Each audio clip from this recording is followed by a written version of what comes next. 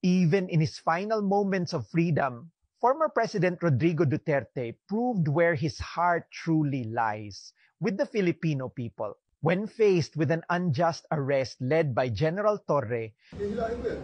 Hihilahin ko yan. We can do this the hard way. Pwede. Sasabihin lang ng pulis kayo, uy, arestado ka, may warrant ka. Duterte could have chosen to resist. He could have fought back, knowing the arrest was politically motivated and unlawful. Ang plano na yan, matagal na yan. Hindi yan spur of the moment eh. Matagal na yan. Arrest him and bring him to the Hague. Yun lang. Bigyan mo ko aeroplano. O di ayos. But he didn't. Instead, he chose peace over chaos.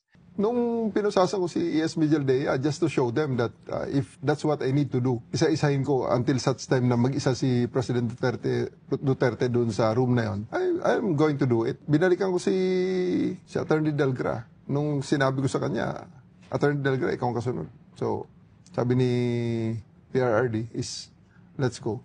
Thinking not of himself, but of the nation. His decision to comply, despite the clear abuse of power, prevented further unrest and potential violence. That selfless act spoke volumes, not only about Duterte's unwavering love for his people, but also about the kind of government we now live under.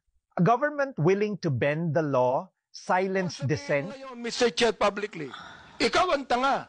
With that, Mr. Chairman, I move to cite in contempt. And humiliate a former head of state to push its agenda.